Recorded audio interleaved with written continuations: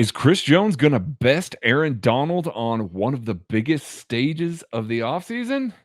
We'll talk about that and the Jacksonville Jaguars on this week's edition of the KC Laboratory. You are listening to KC Sports Network, the #1 podcast network for today's Kansas City sports fans. With former players from your favorite teams, informed perspectives, and former insiders, this is the place for you. You can find us wherever you listen to podcasts or on our YouTube channel, all over social media, or our morning newsletter, KCSN Daily, dedicated to your Kansas City Chiefs. KC Sports Network is proudly presented by Emprise Bank, your partner in possible.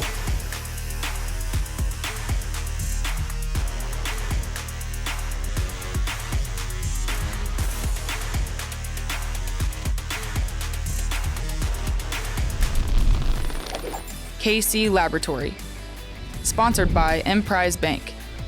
What's up, everybody, and welcome to the KC Laboratory, sponsored by Emprise Bank. An Emprise Bank debit card is good anywhere. You have access to 55,000. You heard me right, 55,000 fee-free ATMs worldwide through the Allpoint ATM network. You can get the same kind of access to your money as any bank across the country while getting the value of working with a trusted partner in Emprise. Emprise is a partner in possible for KCSN. They are one of our day one sponsors. We love them. Emprise Bank, member FDIC. We appreciate them so much, just like I appreciate my buddy with me today to break down two more teams in our off-season series here leading up. We almost got training camp around the corner. A couple more teams today. You can find them on Twitter at Matty_KCSN. Matthew, my friend, how you doing today? Listen, I'm doing well, but we gotta get right to it. 13 Jaguars or 37 Rams. Who wins, Greg? This is tough. Before the show, Matty had some different numbers on that, and I favored the Rams in that scenario. I think it's maybe Jaguars in this scenario. Jaguars, I've seen Jaguars take out like crocodiles, caiman crocodiles, pull them out of the river and, just like go to town on them. I think that they could take out Rams a lot easier than we think. Even the big old ones, like these 300, 400 pounds Rams, I think they could take them out. What do you think? I mean, Jaguar is a stocky cat. Like, this isn't. Tucker was, a little lost on Leopard versus Jaguar at first, right? When we were first bringing this up, and it's like, nah, Tuck, you got to go check it out. Like a Jaguar, if it was a football player, like it's definitely a Mike linebacker. This thing is well built and it's coming down hard. You throw some trees out there, let that Jaguar get vertical a little bit, playing on two planes. I don't think the Rams have a chance. We're talking each Jaguar has to take out only 3 Rams, only 3 for each Jaguar. I think it's doable. I did drop the number down to 37 Rams because it got a little overwhelming, but I think this is an easy win for the Jaguars. If I'm being honest, watch a lot of animal documentaries. I think a Jaguar is going to withstand this initial surge from 37 Rams and be able to take them out. I think a Jaguar is like a power slot on offense, like one of those insanely good blocking wide receivers that is just going to also take the ball the distance, like a David Boston. Sure, buddy. All right. As I mentioned at the top of the show, we are breaking down 2 more opponents as we do in the offseason, going through every single opponent that the Chiefs have on the 2022-2023 schedule. And we are now up to week 10 here, a noon central game. This is November 13th against the Jacksonville Jaguars. Matty, how do you feel about the quality of the roster of the Jacksonville Jaguars? Well, it's better than it was with Urban Meyer at the helm. But I still don't love it. It's definitely still a bottom 5 roster in the NFL. It's just definitely not last, if that makes sense. Like they're somewhere in that 2nd, 3rd, 4th, 5th worst roster range. I think the issue starts with the offensive line with guys like Ben Barch, Tyler Shatley, Brandon Scherf is good, and then Jawan Taylor, like that whole from left guard out to right tackle, pretty unknown, pretty up and down play. You can even throw Cam Robinson in there.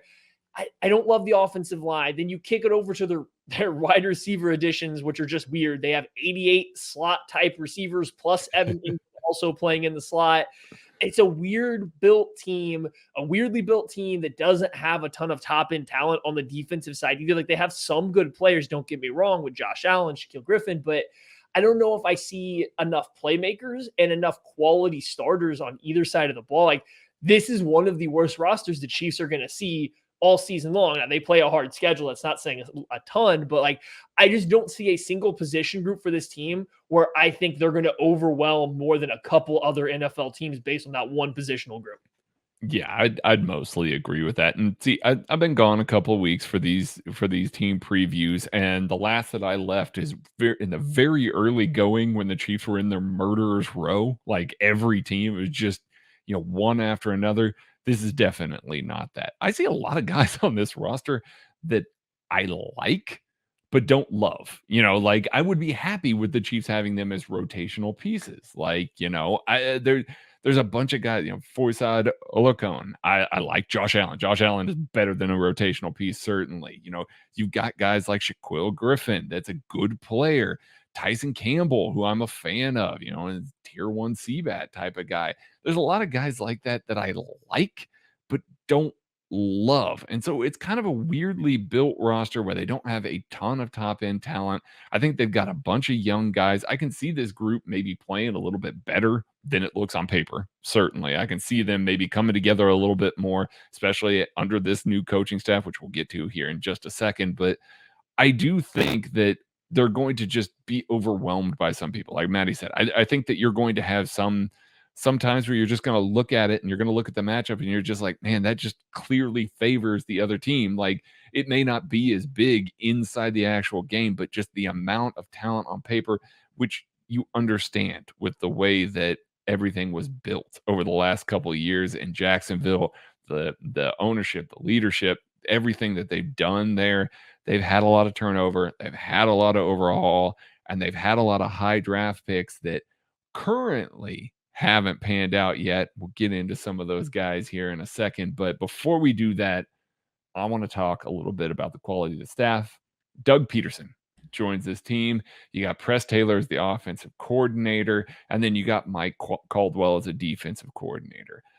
I actually like this coaching staff quite a bit. I'm admittedly a big Doug Peterson fan. I think that he got a real bad rap in Philadelphia. I liked what he brought to the team in Kansas City. I like what he was able to do with the talent level there of the roster in Philadelphia and guided them to a Super Bowl win. So I'm not promising a Super Bowl win for the Jacksonville Jaguars, but I do think that he's going to get these guys certainly more locked in and ready to play at an NFL level than the previous coach that they had last year. It's going to be a very stark difference between him and Urban Meyer. I think you're going to see this group maybe go through some growing pains with this coach, especially some of those younger guys from last year. But I do think that by the end of the year, they're going to be a well-coached group. And I think they're going to all be on the same page. They're all going to be pointing the same direction. It may be one of those groups in 2023, 2024 that we start talking about being a really rising, up and coming, dangerous team. I think that Doug is the kind of coach that you got to give just a little bit of time because he's going to do things his way. And I do believe that it's mostly the right way, the way that he does things. I love the Doug Peterson hire. I think he got a little bit of the short straw when he was out there in Philly with what he was able to do with some of the unluckiness of that team, that with injuries and the positions they put themselves in. He's not a perfect coach, but I really do like him. I like that they got somebody he's familiar with Press Taylor, who I think is a rising name to keep an eye on, but he's also kind of been in the same general system for a long time. He's with Frank Reich, John DeFilippo, like he's kind of been behind those guys. So a lot of familiarity with Doug Peterson there, a rising name, but a guy that I don't know if he's ready to entirely branch out on his own and take over and make his own offense come to life. So getting to get in this offensive coordinator role under Peterson, I think is a great spot for him. Now, will that lead or stagnate a little bit of like development in terms of innovation? Maybe. Like, you have two guys that are clearly going to approach things the same way. I'll be interested to see how that goes. But like, I think they'll get along really well. I think they'll make a good offense. Like, I don't think I question Doug Peterson's ability to design or come up with an offense. So like, there's, I'm maybe nitpicking there. Mike Caldwell's interesting. I'm going to be interested to see how it goes. He's got a lot of linebackers to work with. That's where he's made Devin White look good at times. So I mean, like that's a task in He itself. took Levante David even that extra notch up. Like Levante David was ridiculously good, and he made him just absolutely elite. So yeah, it only took him a year to realize that Devin White can't do anything but blitz or like chase the football. So like that's better than anybody else I've seen. Like he's like, oh yeah, that guy can only chase a football and then talk smack. So yeah, I'm interested to see where Mike Caldwell goes. I don't know a lot of what it's going to look like. Is he going to run a similar defense that they did in Tampa? Is it going to go back to what he was part of with the Jets? Like, what is it going to look like for him? I don't know entirely, so I'm excited to see it. Like, I generally like the coaching staff. The issue they're going to come up with has nothing to do with the coaching staff. Who's calling the shots for this team? Is it Doug Peterson or is it somebody else? Is it somebody else up above him? Because I don't think Doug Peterson's the kind of guy that's going to lay down. And if it's not him, if it's not up to him, or it's not like a collaboration effort, there's going to be some tension and players are going to feel that kind of stuff. I think that Doug's not going to back down. I think he would rather get fired than just be put in a corner and told to do just coaching. I would 1000% agree with that. I will say this. There is one familiar name that's not Doug Peterson on this staff that we did not mention at all. Senior defensive assistant Robert Bob Sutton is also on this team, still kicking around. Doug Peterson brings him in to do all that. So I'm curious to see if we see some of Sutton principles along with, Mike Caldwell. See if he. That's right. They built out. I forgot too. Like you made me want to go look up the rest of their staff because I forgot to mention they built out quite the offensive rooms. I forgot they also got Jim Bob Cooter coming back in, after that real hot start for him there for a while with Detroit. And then they also brought in Mike McCoy to be a quarterbacks coach. Like they got a lot of guys on the offensive side to kind of help Trevor Lawrence. And as long as those guys don't have much infighting, like that's a great room to be teaching a relatively young offense, just full of slot receivers. Yeah, it really is. Maybe they're slot only. We talked a lot about slot receivers and guys blocking out of the slot for Kansas City this offseason. Maybe Jacksonville is just going galaxy brain on it. We'll see. Maddie, who is the new addition that you are most excited for the Jacksonville Jaguars this year? I would love to talk about one of these receivers that I keep referencing, but actually I'm cheating. I'm taking a whole position group. I'm doing a Maddie thing here. Just the linebacker group, I think in general though, because Travon Walker, Devin Lloyd, and Chad Muma have all been drafted in the first 3 rounds of this upcoming draft. And okay, like that doesn't make it's a 3-4 team. You assume Travon Walker's an edge player. Devin Lloyd is going to play in the middle. And you also get Chad Muma to play in the middle. Wait, we already mentioned him. Foyesade Oluokun just got paid a ton of money to also be a starting linebacker. So where does Chad Muma fit into all this? How are they going to fit 3 off-ball linebackers into a 3-4 defense? Is it going to be a hybrid defense of such caliber in which Devin Lloyd sees some edge reps maybe, and then you get Muma in there? I don't know how it's going to work. So like, I'm really interested to see how they, sort out the entire off-ball linebacker room, because like right now, it doesn't make a ton of sense to me. It doesn't make a ton of sense to me either. I struggle a little bit. I mean, Travon Walker is the correct pick. Like we know he's the correct pick. And honestly, you could argue that Devin Lloyd was also the correct pick. I mean, we weren't the highest guys on him there, but at that value that they got him, sure. Yeah, it makes perfect sense. But like, I'm very curious how that room's going to work out. My guy that I want to talk about is the guy that broke the wide receiver market this offseason, Christian Kirk. Christian Kirk was the player that the Jacksonville Jaguars added to their wide receiver room. And I say the player because they had the opportunity to add countless receivers in this class and decided not to spend a draft pick on one. You heard me correctly on that, not to spend a single one. So they largely just added Christian Kirk and said, yeah, we're good enough. We'll add some other fringe guys and we'll go from there. Christian Kirk obviously has had some decent years in Arizona, but this is a guy that has never had over 1,000 yards receiving in a wide open offense in Arizona. He's gotten tons of targets. The depth hasn't been super great. I mean, yards per reception, we're talking about 12.8, but I mean, he's not gotten a ton of receptions a game, 4.5 a game. It's not like you're looking at a guy and you're going, this is a dominant presence. This is a guy that they expect to take that next step and become an elite receiver. certainly got paid like one. So, I mean, you look at that guy, there's going to be a lot of weight on Christian Kirk's shoulders all season long because people are just going to refer back to that contract. We as Chiefs fans are very well aware of what that feels like. If you're not playing up to the contract, fans are going to be mad at you. Like, they're going to be very vocal about it. It's going to be hard for Christian Kirk to carve out that notch, to carve out that role on this offense. Like, I think they're going to spread the ball around plenty. I think Doug will find ways to get guys open. I just don't know that they're going to get to the end of this season and say, hey, you know what? All that money we paid to that guy was totally worth it, unless you're just a guy, an agent of chaos, and you're just hoping that, him ruining the wide receiver market was good for everybody. So, we'll see. Let's talk about players to watch. Maddie, you lead us off with players to watch. Trevor Lawrence. I'm taking the easy one here because I think I fall somewhere in the middle ground of the two extremes that you've seen from Trevor Lawrence. Trevor Lawrence, I don't think was very good last year. And a lot of people that I respect that know a lot more about football than I do, especially quarterback play, have said like, nah, he did really impressive things and his position was really bad. Like where he was put in is like, I see where they're coming from, but I also saw a guy that I don't think played good quarterback, did good quarterback. He did bad quarterback things. He did good quarterback things, but he did really bad stuff. I think his accuracy was off. He looked timid. He looked scary at times. He looked overconfident. I just didn't like the way he played quarterback last year. And I understand the situation he was put in was bad. This year should be a significantly better situation with the coaching staff.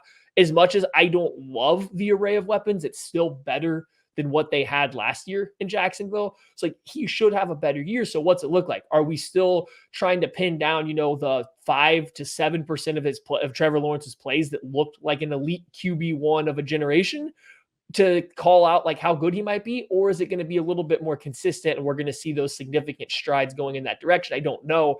I think this year's going to tell us a lot though, because I think if you're still having to cherry pick a few plays here and there to show how good he can be, rather than just like sitting down, watching the game in its totality and coming away saying, oh no, that guy's got it, then I think you might come at a little bit of a problem if you're having to do that after 2 years and all the changes that they've made. Yeah, no, if it doesn't improve this year, then you can bury the Urban Meyer element of that. Like, and I am totally on board. I mean, our pal Nate Tice is a big Trevor Lawrence truther. He really is. And I mean, I'm sure that's one of the people Maddie's referring to there, but like he believes that a lot of that fault lies with Urban Meyer. So like you should see a stark improvement when we talk about how much we really respect Doug Peterson and Mike McCoy for that matter. I mean, like those two guys should have him on the right track, certainly give him the best chance to succeed. My guy that I want to talk about is another guy that we want to see if he reaches the high highs that he did his rookie year in edge pass rusher, Josh Allen. Josh Allen in his rookie year was a Pro Bowl player. He had 10.5 sacks, 11 tackles for loss, and 39 pressures. And he only played about 60% of the snaps for that defense. That's a really good year. Turns around the next year, he plays almost 400 snaps, misses about half the season, has 2.5 sacks. His pressure numbers go way down, comes back last year, has 7.5 sacks, but then turns around and only has, about 23 pressures. So he's converting the pressures last year, but they're coming far less frequently. And he played almost 150 more snaps than he did his rookie year. So you saw him be extremely dominant in that rookie year. And you saw that the real true ceiling that we all talked about when he was coming out in the draft.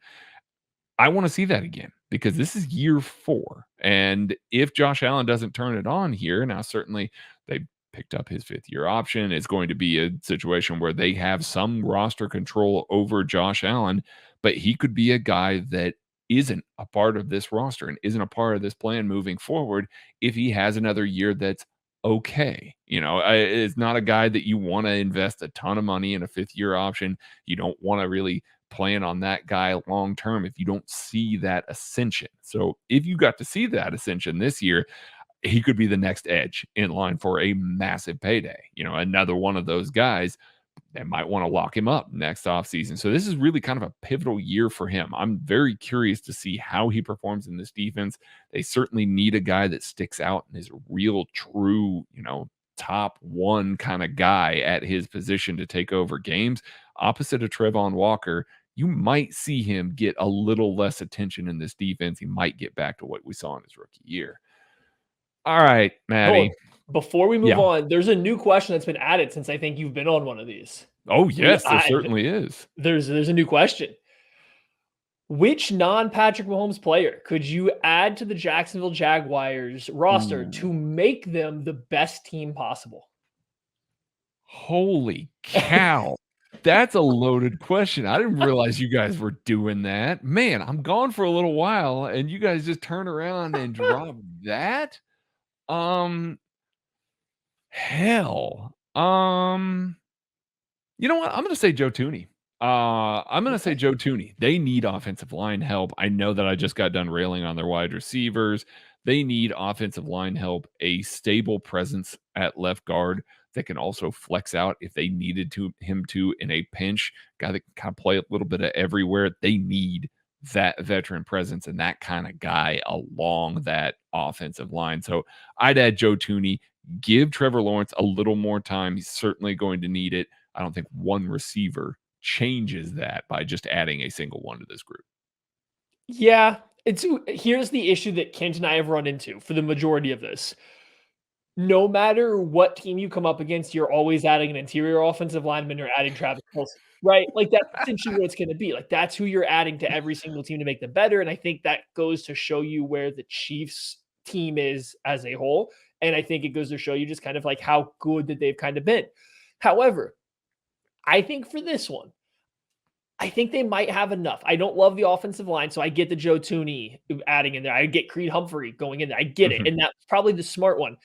Putting Chris Jones in there, though, with the Josh Allen, with the Trevon Walker, getting him in there, you finally give them, I think, a dominant unit, right? I don't think adding just one interior offensive line to pair with Brandon Scherf gives them a dominant offensive line. It clearly makes them better, but you don't elevate an entire unit. I think Chris Jones kind of takes off where the weakness of this defensive line is, and you maybe provide them with a dominant portion of their team in that defensive line and that pass rush. So I think I might lean that direction, even though I also would agree the interior offensive line makes a ton of sense.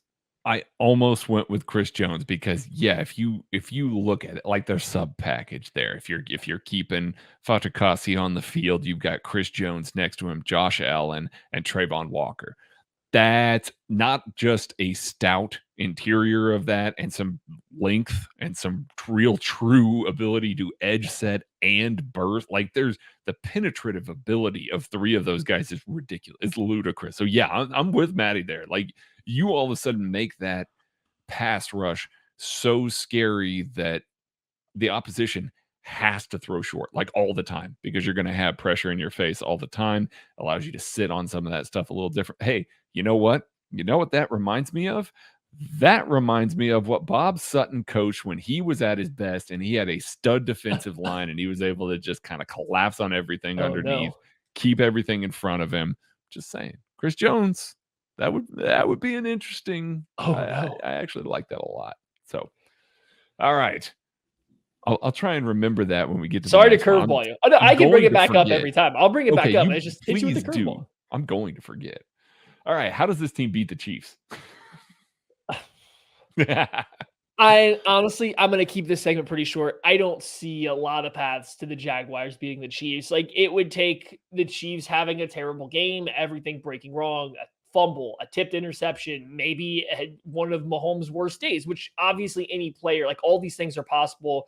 That can clearly happen. But even if all that stuff happens, I don't think this offense that the Jaguars have is a lock to score enough points to beat a really bad Chiefs defense. So I don't see a good path. I think a lot of things would have to go the Jaguars' way. They'd have to get the Chiefs' worst game and play their best game.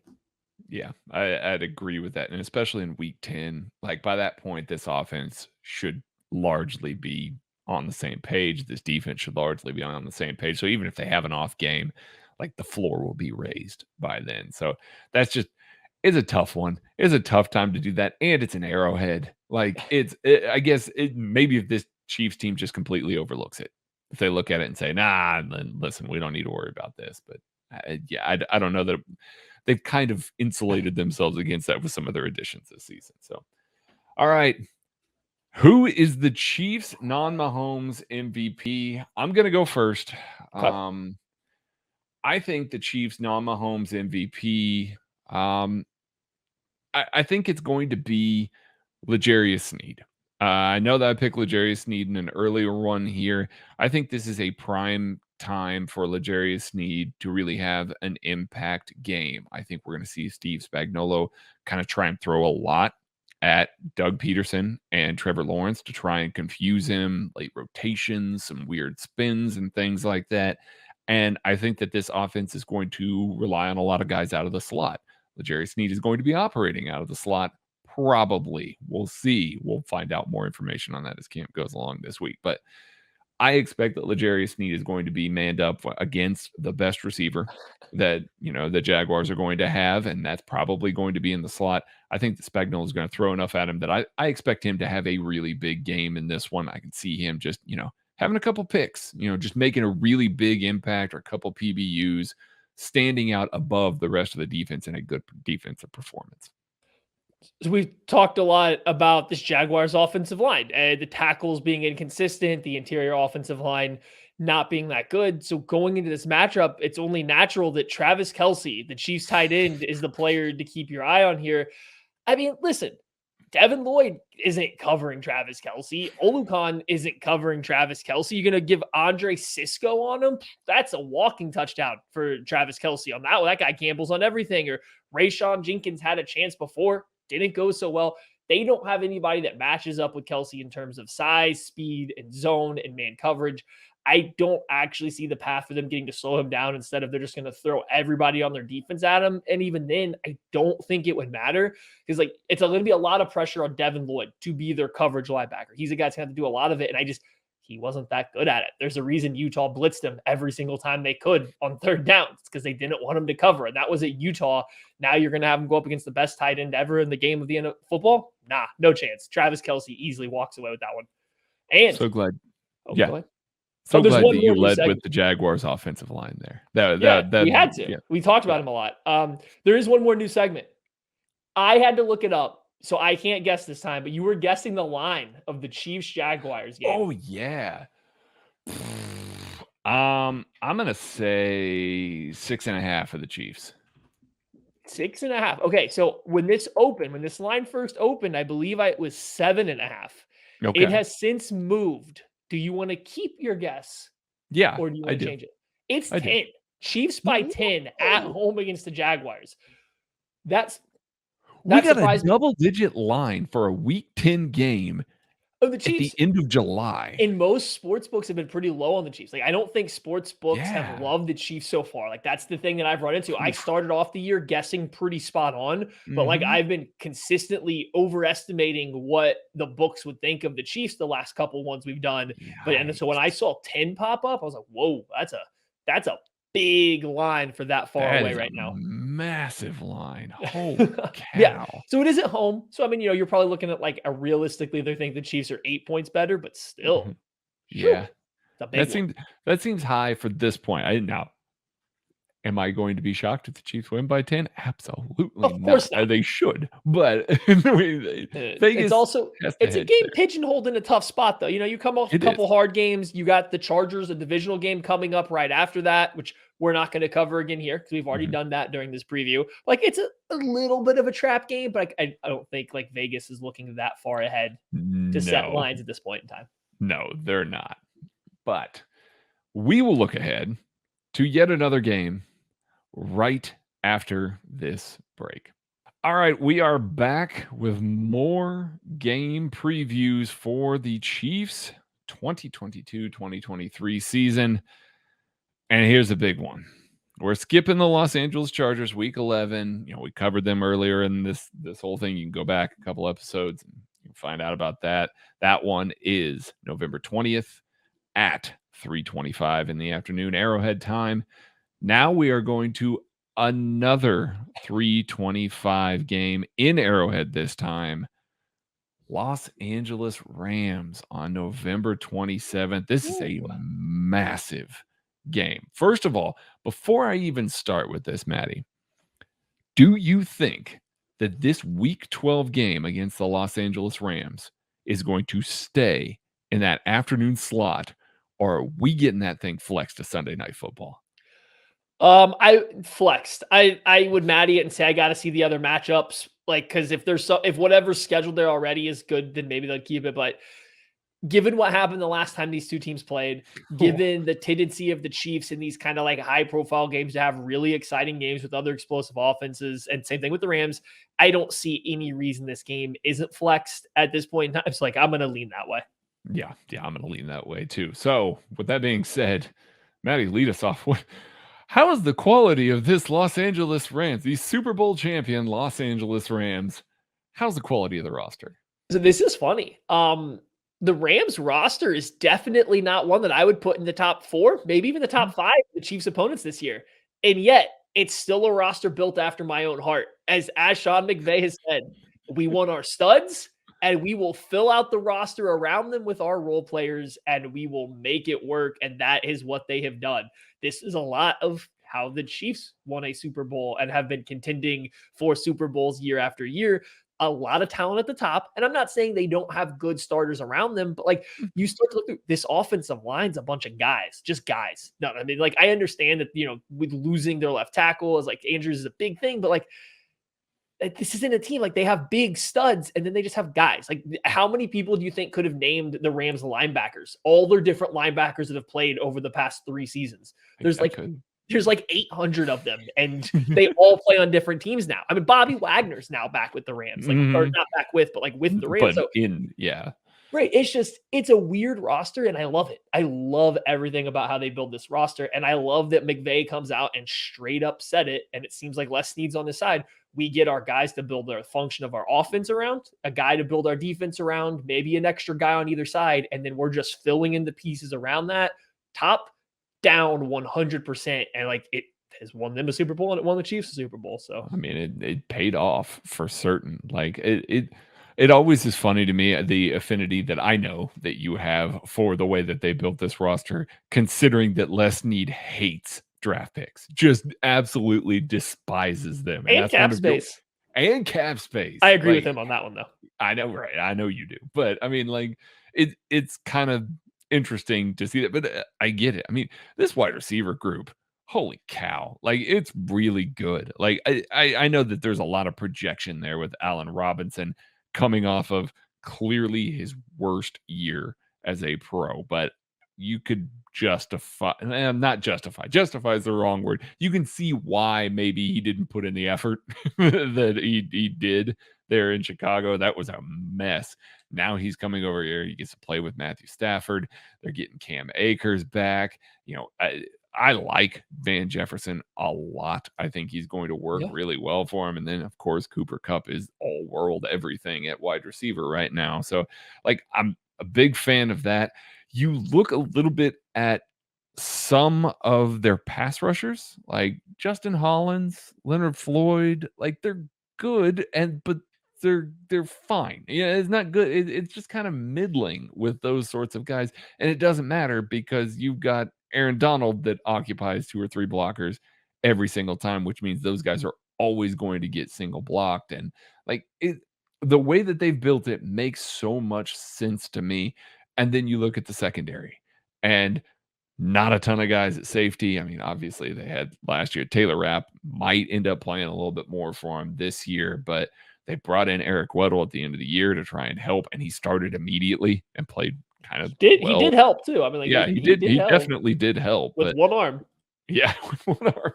But I mean, it's the Jalen Ramsey show out there. Like that's what they've spent their money on. They got to see that one guy in David Long over there that's projected to maybe start for him as well. So like there's not, like you said, it's the studs and the rest. And those studs are such big studs that it's just I don't know. It's one of those that you look at it's like, yeah, those are some of the most justified contracts in the NFL because they're just so much better than everybody else. Their offense and their defense are literally 2 players and then 9 other guys just thrown around them that fill certain roles. I mean, that's literally what it is. And like, this is why I assume they were so okay with Robert Woods leaving, who was really, really good for them. But as Cooper Kupp has emerged to be obviously the guy. You don't have to have specifically Robert Woods. You just need somebody who can do some of the same stuff, because this offense is clearly built around Cooper Kupp and then now Matthew Stafford's ability to actually make these backside throws when they decide to isolate a receiver and run a dig route, hence OBJ or now Allen Robinson. It doesn't matter who it is. They just need somebody who can run these backside one-on-one routes so that Stafford can get the ball. Cooper Kupp's going to get open doing his thing. On the flip side, like you said, it's a bunch of random pass rushers that are going to get a ton of one-on-one opportunities that are going to win with speed because everyone's so worried about what Aaron Donald's going to do. And in the secondary, Jalen Ramsey's over here either shadowing and taking away an entire receiver, or he's taking away an entire side of the field. Oh, and guess what? When you decide to force him into being a forced player versus the run, okay, he's fine with that. Better that their linebackers are at tackling. So like, it's literally a team built around 4 players and then just a bunch of other guys to fill out 49 spots. And I love it. Okay. We got to talk about the quality of the staff. And I'm going to talk about the staff, Maddie. I'm going to go first here. And I'm going to let you do your love letter to the guy that I know you're going to do your love letter to. So I'm going to start with it. Yeah, obviously, Sean McVay. Everybody wants a piece of everything that Sean McVay touches right now, and for good reason. Like he is a very innovative head coach. You see him move on very quickly from things that he very clearly sees aren't working. And I think that is an admirable quality that we don't see enough of in the NFL. I think you see a lot of, oh, this guy's my buddy, I'm going to make sure that he's taken care of. We're going to stick through it, and we're going to ride through all of this. Sean McVay goes and gets his ass kicked in the Super Bowl by Bill Belichick and goes, you know what? Nope, that ain't happening again. We got to do this. We got to change this. We got to do this. And just everything that he does and everything that he creates tends to just work. And it's because he is so innovative, because he is so forward thinking. He's not stuck in it. Sometimes it doesn't work, but then he course corrects. He's very self-aware for that. And I think that is a very admirable quality. So last year he adds Raheem Morris, and Raheem Morris had that group of guys that we just got done talking about that were 2 guys and a whole bunch of other guys until they added Von Miller. And then it was 3 guys and a whole bunch of other guys. But like, he got that group of guys to play as a cohesive unit better than a lot of other defensive coaches would. Now, I'm not saying that he's like the most innovative guy that's out there. He's not breaking new ground with some of the stuff that he's doing. Nobody's trying to copy the Raheem Morris defense right now, but he is just one of those really solid defensive coaches that is going to get the group of guys to play together. And when you can get 8 or 9 guys to play together and just allow Jalen Ramsey and Aaron Donald to go God tier, that's a good strategy when you've got those 2 guys. So I think that he really integrated himself well with that, integrated himself well with the way that McVay is trying to do things as well. Makes perfect sense why they were able to maximize that defense so much last year. I love Sean McVay. I think we were getting close to the point to where he was getting into that Kyle Shanahan range where he was doing stuff really great that you just assume everyone around him is going to work. He's going to figure it out. And then you start to wonder if he's tinkering a little bit too much. Is he relying too much on his system and what he does and maybe not maximizing the type of talent that he needs or the actual talent that he has? Then last year came, he changed over the quarterback position specifically because Brandon Staley was stuffing everything they did with Jared Goff. He knew he had to beat this new wave of defense.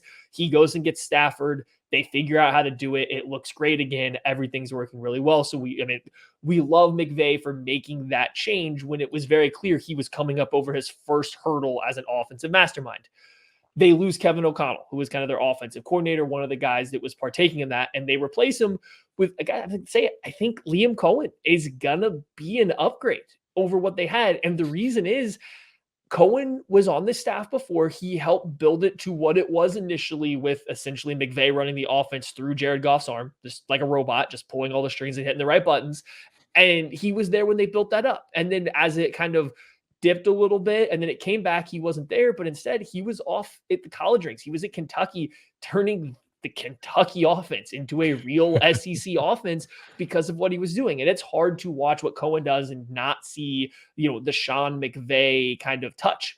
and do a lot of what he does, but there's a lot more. There's a lot more vertical concept to it. There's a lot. He spent time not just in McVay's coaching staff, so he kind of does a really good job of blending this McVay tight bunch sets with a lot of the play action, the deep over stuff, but he also knows how to spread the field and get a little bit more vertical. And you can see that through his time at college, especially at Kentucky.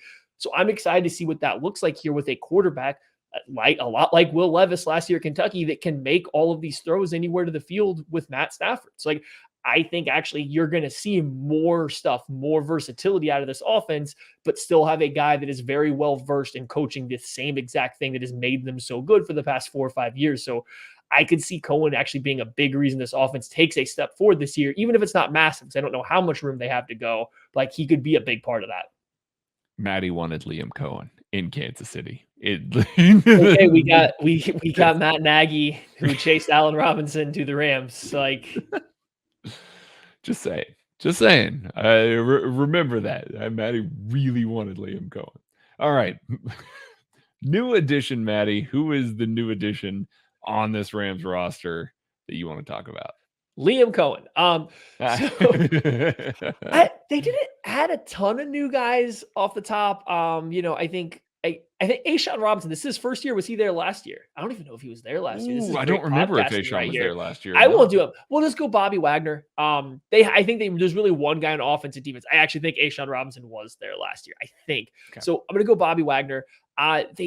It's a linebacker for this defense. They don't ask him to do a ton, really. I mean, they have pretty simplified reads. They're going to wait for the defensive lineman in front of them to kind of pick their gap because they are playing 1.5. They're going to fill afterwards. Wagner is very clearly intelligent enough to do that. I think he is their Eric Weddle of the defense, a guy that's knowing all the plays, being this kind of leader that knows that's going to know the game of football. He's not going to make a ton of splashy plays. He's not going to be overly dynamic at this point in his career, but he's going to do everything right.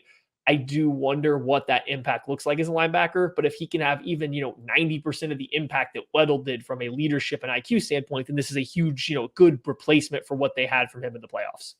I mean, he was really bad in Seattle last year. Like, let's be real here. He was really bad. But once again, talk about a player that was really bad last year.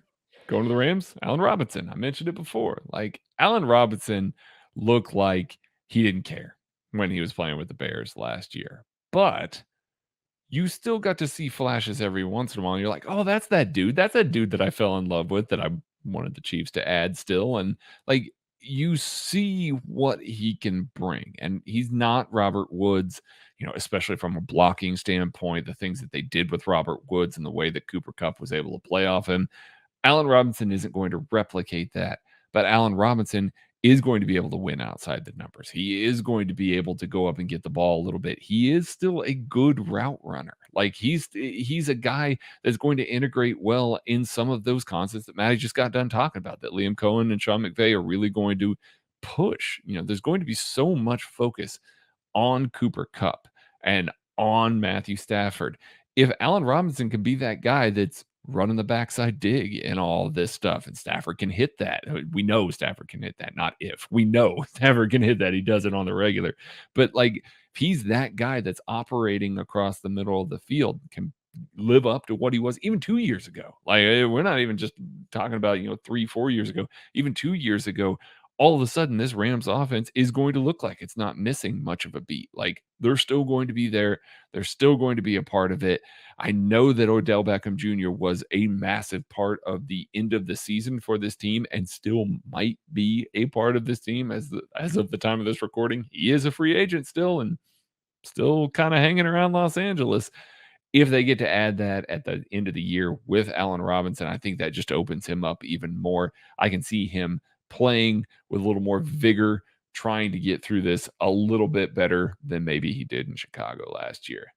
Player to watch, Maddie. Who's a player to watch on this team? You want to pick one of the four? Jalen Ramsey. Yeah, you got to pick one of the four. I was actually going to, if you didn't talk about it, I was going to say Odell Beckham Jr. because I think he's going back there. I just wanted to put that as like a futures thing there, but we'll do Ramsey. People are focused on Jalen Ramsey having a quote-unquote bad Super Bowl because they saw 4 bad plays, one of which he had his helmet almost ripped off.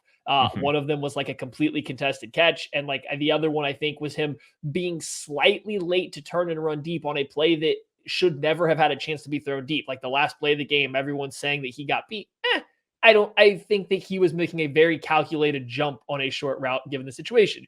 So like you add context and then you look at everything else he did in the Super Bowl. He played a great game, and that's Jalen Ramsey's career. He's so good right now. He's so good, and he does so much for this team that 1 to 4 bad plays, even no matter how obvious they are that they weren't even a bad play and it's something unlucky happened, people freak out and try to tear him down as if he's not the hands down the best defensive back in the NFL right now. Like it's not even close. He does everything you can ask. It's just he's the literal perfect cornerback in the way the game is played right now. You want him to be a force player versus the run because you want to play too high. Done. You want him to shadow a big receiver on the outside. Done. You want to put him against a fast guy out of the slot. Done. He's going to do anything you ask, whether peeling off from zone to take on a short pass coming into his area, carrying somebody. Like he does every single thing and then makes plays on the football. He's the best corner that he's getting close to that level where he is competing with Deion Sanders to be the best cornerback that I have personally seen play football. And I understand it a lot better now than I did when I watched Deion. So I would lean towards Ramsey. Like that's the air he's gotten into with the way he plays right now. And of course, he's on the Rams with the only player that I have seen in my lifetime that would be a better player than him of all. Hey, you know who had a better Super Bowl than Jalen Ramsey? My player to watch. Ernest Jones, inside linebacker. Ernest Jones had himself a hell of an end of the season for the Los Angeles Rams. This is a guy that was a 3rd-round draft pick out of South Carolina last year. We watched him in for the draft guide and everything like that. I liked the little bit of flashes that I saw from him. He was one of those guys that I was like, yeah, maybe a day 3 flyer on him. I'd be fine with it. He was fine. Comes out this year and his spacing and coverage, his knowledge of where to be, to take away throwing lanes, absolutely destroyed the game plan in the Super Bowl. He was a menace. Oh, yeah. And he fit the run almost perfectly off of Aaron Donald as well. Like he was a monster. Now, all of a sudden, he's playing next to Bobby Wagner. He's probably going to be asked to be more of the chase guy, with Bobby Wagner being what he is. So I want to see how that role changes for him. I want to see what he's going to be asked to do. Are they going to put more on his plate? Is he going to be a guy that we're going to continue to see an upward arc? Is this going to be a Dre Greenlaw situation where I'm looking at the guy in college and I'm like, yeah, he's got some moments, and then just immediately gets into the NFL and is like, well, holy crap. Okay, that guy is ridiculously good at all of this.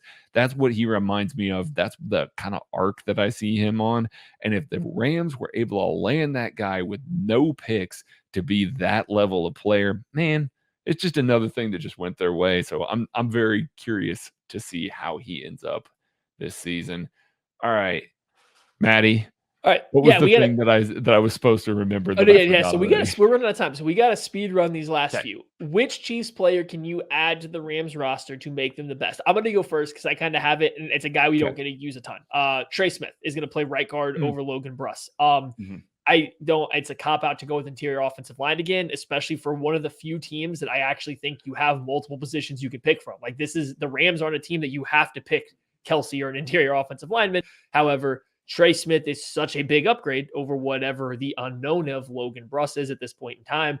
I think you put him in there, you solidify that interior offensive line. That's one area where you can disrupt this kind of passing attack that McVay has, that interior pressure.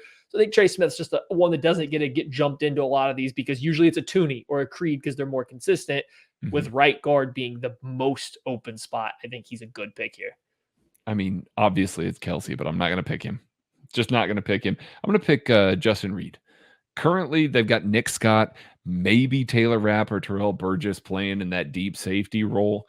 You added Justin Reed to the back end of that defense. We saw what happened when they had an upgrade as Eric Weddle coming out of retirement. We saw the evolution of that defense and how well they played.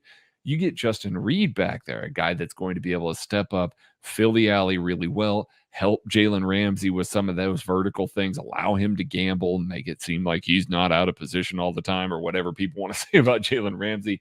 I think that Justin Reed significantly changes the way that defense can play and just makes them ludicrously better.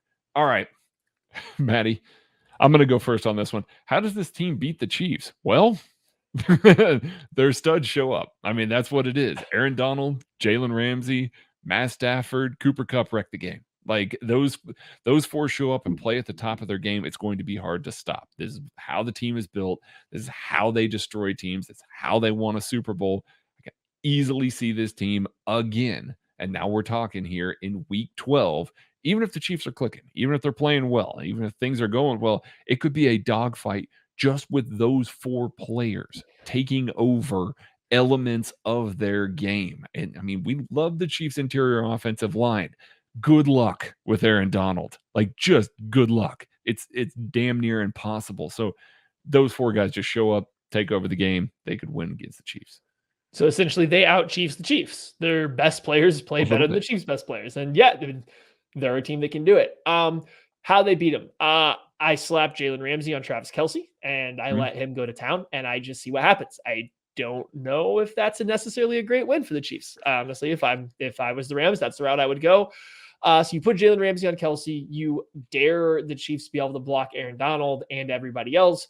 You hope that Donald does enough game wrecking to, make things uncomfortable and the Chiefs not score points at will. Offensively, I mean, do the Chiefs really have the secondary to slow down what this Rams passing attack should be? I don't think so. You kind of like the Rams should be able to go out there and score points offensively. You slow down Travis Kelce. You have Aaron Donald getting pressure. That gives you a fighting chance at worst right there. And they are good enough if they get the ball last to win, if they don't just win outright. All right.